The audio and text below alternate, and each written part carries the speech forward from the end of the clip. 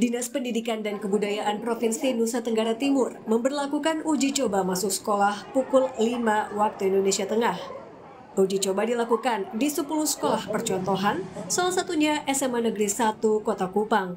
Kepala Dinas Pendidikan NTT, Linus Lusi menyebut, kebijakan hanya dilakukan bagi siswa kelas 12 atau kelas 3 SMA. Di para kepala sekolah termasuk jam masuk sekolah ditetapkan jam 5 pagi. Khusus siapa? Khusus siswa kelas 12 sama SMA yang sudah tergabung dalam 10 sekolah yang kami sudah ungkapkan. Hal dimaksud agar para pendidik dengan pembelajaran dan strategi tertentu bersifat kolaboratif yang melibatkan siapa?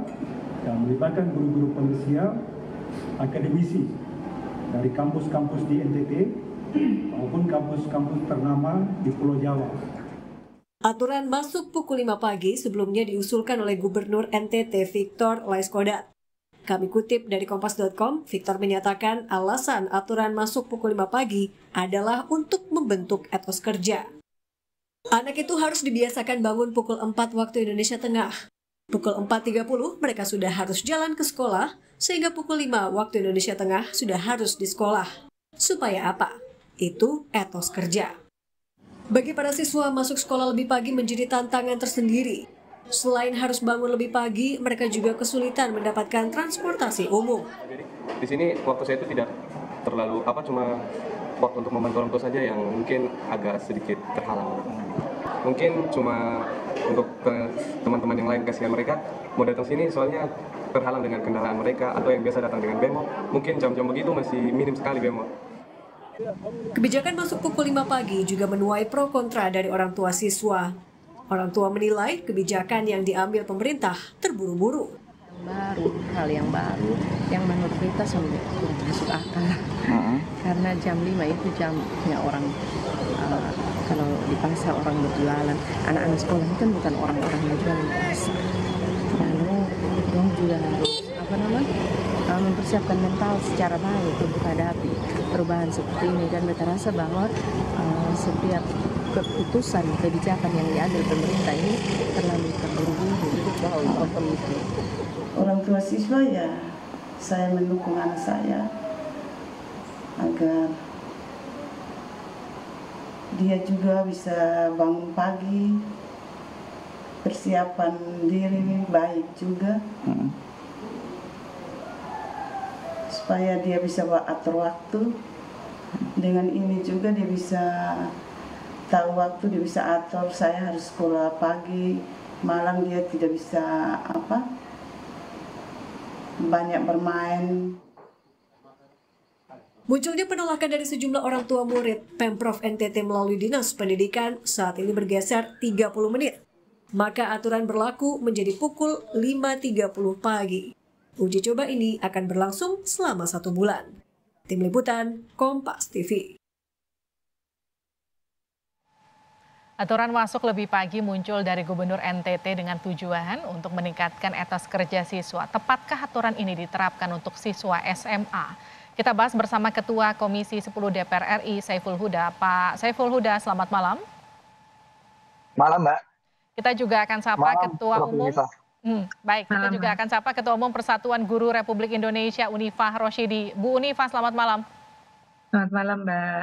Saya ke Bu Unifah dulu. Bu Unifah, jam 5 waktu Indonesia Tengah, siswa kelas 12 sudah harus ada di sekolah belajar. Ini gimana respon Ibu?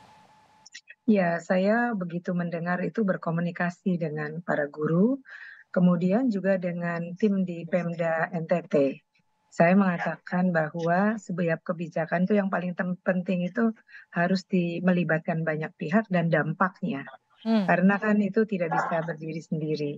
Dan tentu saja pukul 5 pagi itu dimanapun itu nggak di luar di luar rasional kita lah. Jadi kami berharap untuk dikaji kembali menjadi 5.30 itu juga kami terus-menerus untuk berkomunikasi sebelum ditetapkan. Oh iya nanti Bu ini akan diubah kami tetap menginginkan misalnya kembali jam 7 atau sedikit lebih pagi untuk membiasakan misalnya literasi gitu. Karena jam itu adalah guru juga sedang quality time dengan keluarganya. Siapkan makan pagi, dan sama-sama anak-anak. Terus kemudian sistem angkutan, sistem segala macam seperti pendapat yang lain. Jadi menurut saya jam 5 pagi itu tergesa-gesa dan tidak dalam kajian yang mendalam, dan itu menurut saya harus dikembalikan ya. Kalau sedikit lebih pagi itu bisa lebih mengerti untuk ada sesuatu yang dipelajari bersama. Saya ke Pak Huda. Pak, gimana Komisi 10 ngelihat ini Pak? Ini aturan yang diuji coba untuk siswa kelas 12 jam 5 pagi. Kalau menurut tadi perwakilan dari PGRI, ini dianggap nggak masuk akal. Kira-kira kurang lebih Bu Unifah tadi bilang begitu. Pak Huda ngelihatnya gimana Pak? Ya, kira-kira hampir sama dengan Prof. Unifah. Saya pada posisi tidak setuju. Karena ini di bidang pendidikan ya. Jadi kita perlu tahu persis keinginan Pak Gubernur untuk menegakkan, mengajari anak untuk disiplin dan seterusnya. Saya kira kan masih banyak cara untuk mendisiplinkan anak, mengajari anak untuk produktif gitu. Tapi menurut saya opsi untuk memajukan jam masuk sekolah, saya kira opsi yang tidak tepat di mata saya. Karena kalau kita lihat pendidikan di luar negeri, pagi hari itu waktu yang malah diberikan kepada siswa untuk memperbanyak interaksi dengan orang tua.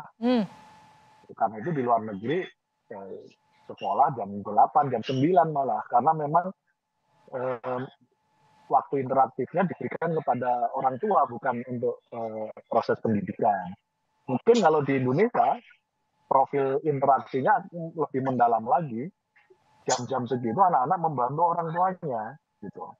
Itu satu hal yang saya ingin, ini perlu jadi catatan Pemprov NTT. Yang kedua, saya berharap Pemprov untuk lebih concern pada isu-isu kesejahteraan guru, perbaikan sarana dan prasarana, gitu. Karena ukuran terkait dengan proses pembelajaran, substansi proses pembelajaran, saya kira yang punya ukuran lebih detail, saya kira Kemendikbud, gitu.